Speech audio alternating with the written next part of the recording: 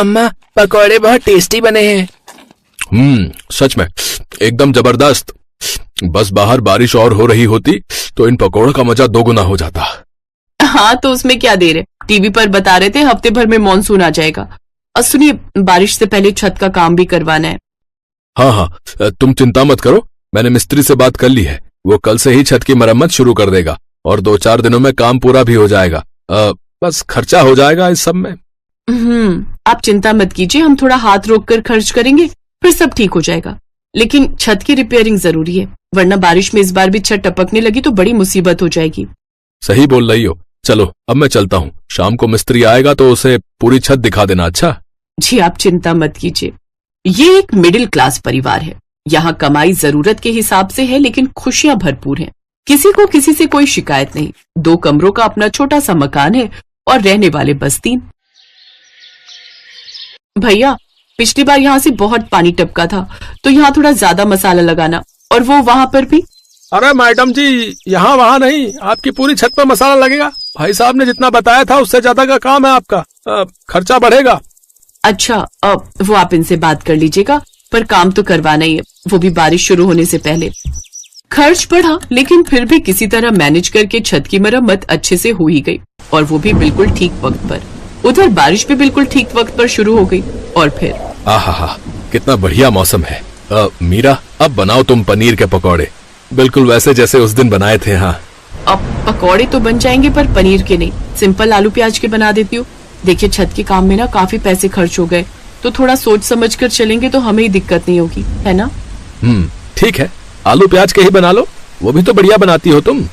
संजीव की बात पर मीरा मुस्कुरा दी और पकौड़े बनाने के लिए रसोई में चली गई। फिर संजीव का फोन बजा। संजीव ने कॉल उठाकर बात की और फिर वो भागा भागा रसोई में पहुंचा। अरे सुनो मीरा, पकौड़े थोड़े ज्यादा बना लेना। ज्यादा? लेकिन क्यों, कोई आ रहा है क्या? हाँ, शालिनी दीदी आ रही हैं, जीजाजी और शिवम के साथ। अच्छा, इस बारिश में? हाँ, बस पहुंचने ही वाले हैं। कमाल की बात है, चलने से पहले बताया भी नहीं। अब जो भी है, खातिरदारी अच्छे से करनी पड़ेगी। तुम जीजाजी का नेचर तो जानती हो ना। हाँ, ऐसा करो, आप थोड़ा पनीर ले ही आओ, फिर सिर्फ उन लोगों के लिए पनीर के पकौड़े भी बना दूंगी।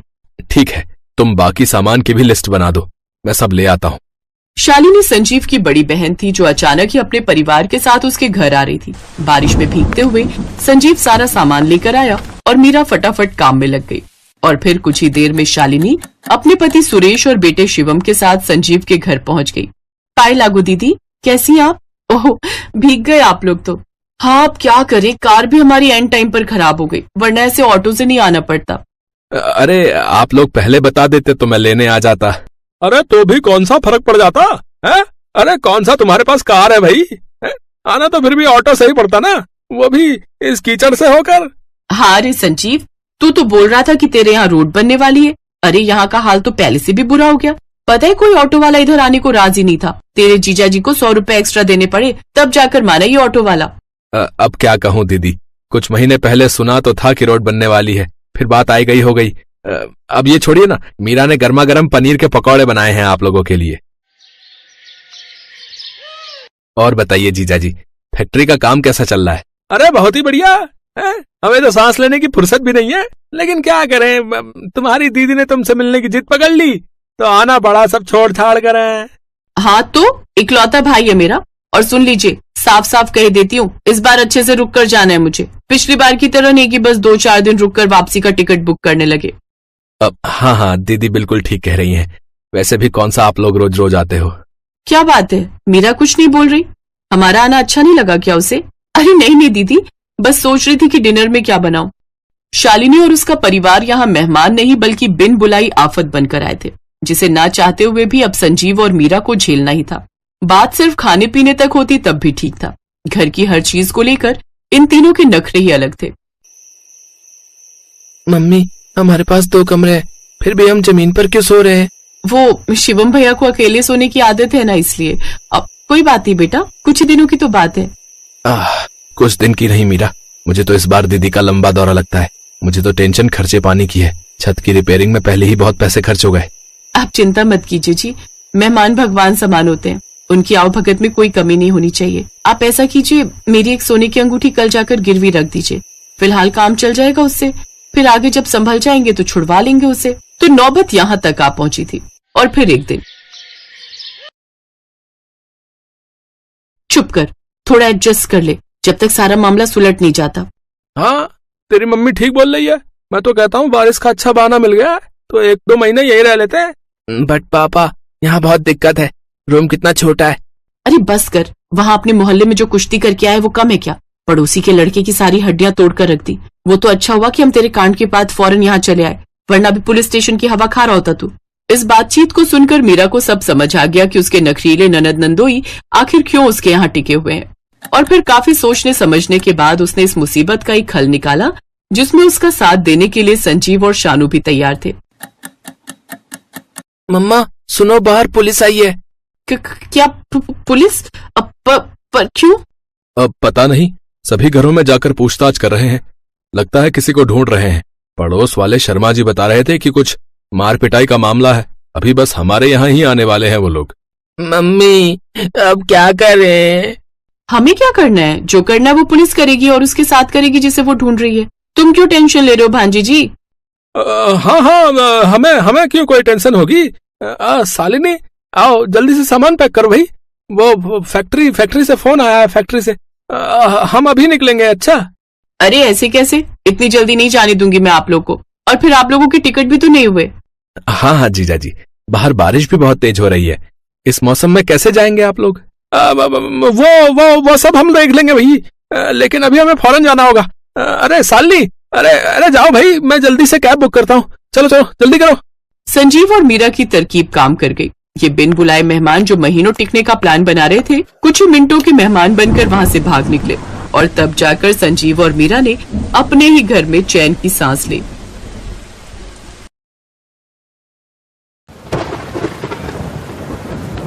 शकुंतला देवी ने अभी कुछ समय पहले ही एक साथ अपने दोनों बेटों की शादी की थी।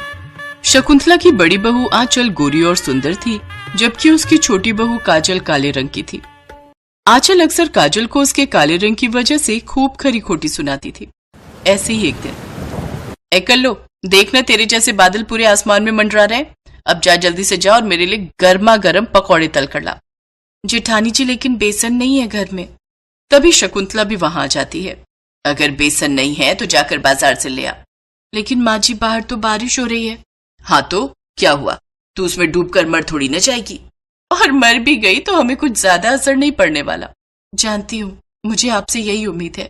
इसके बाद काजल बारिश में बेसन लेने चली जाती है। रास्ते में चलते हुए उसके पास से एक ट्रक गुजरा, जिसने उसके ऊपर कीचड़ उछाल दिया। अरे देखकर नहीं चला सकते हो क्या?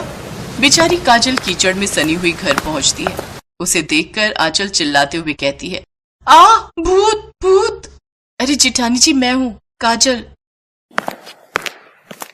अरे कल्लो, ये क्या हाल बना लिया तूने? सच में आज तो तू और भी डरावनी लग रही है। काजल खड़े खड़े आंचल को घूर रही थी।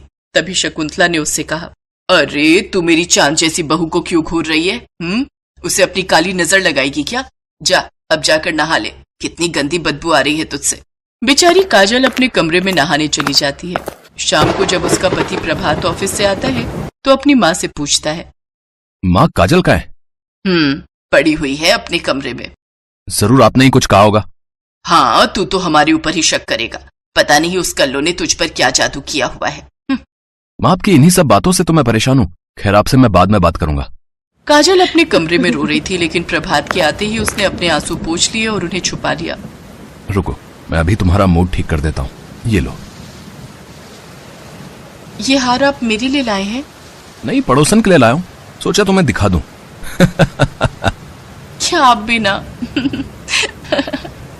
उस घर में काजल को प्यार देने वाला उसका पति ही था।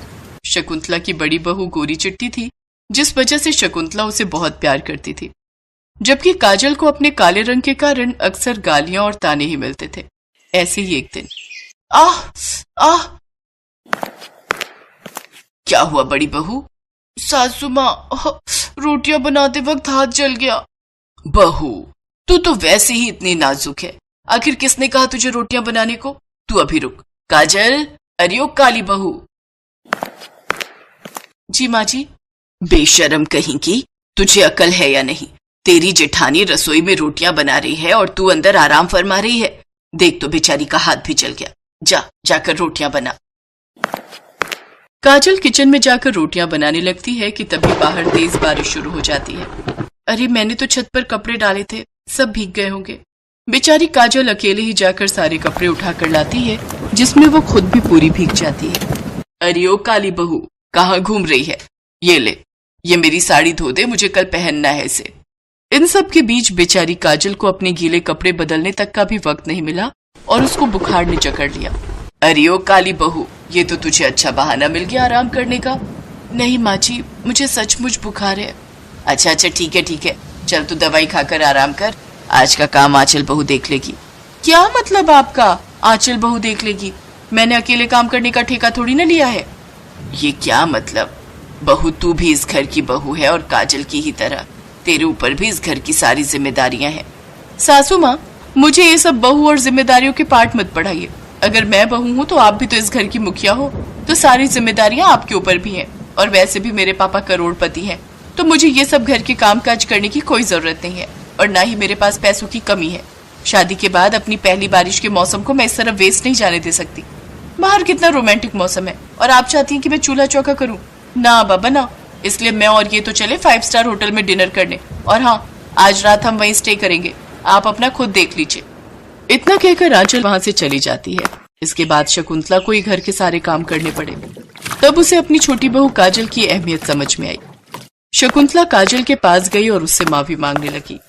काजल बहू, मुझे माफ कर दे। आज तक मैंने तेरे रंग को लेकर तुझे कितना भला बुरा कहा, तेरे रंग के कारण तेरी खूबियों को भी नजरअंदाज किया, लेकिन आज मुझे तेरी अहमियत समझ में आ गई और अपनी गलती का भी एहसास हो गया। मुझे माफ कर दे। इससे पहले काजल कुछ कहती तभी प्रभात बोल पड़ता है। मैं जानता था माँ, एक न एक दिन आपको इस बात का एहसास होकर ही रहेगा। बुराई अच्छाई को ज्यादा समय तक नहीं हरा सकती। आज तो आपको सब समझ ही आ गया होगा। दोनों बहुओं का असली चेहरा आपके सामने है। अपने बेटे की बात सुनकर शकुंतला की आंखें खुल चुकी थी। अब से वो काजल को ज्यादा प्यार और सम्मान देने लगी, जिसे देख आंचल को बहुत बुरा लगता और वो कुछ दिनों बाद अपने पति के साथ अलग घर में शिफ्ट हो गई। तो वहीं प्रभात और काजल खुशी खुशी शकुंतला के साथ प्यार से रहने लगे।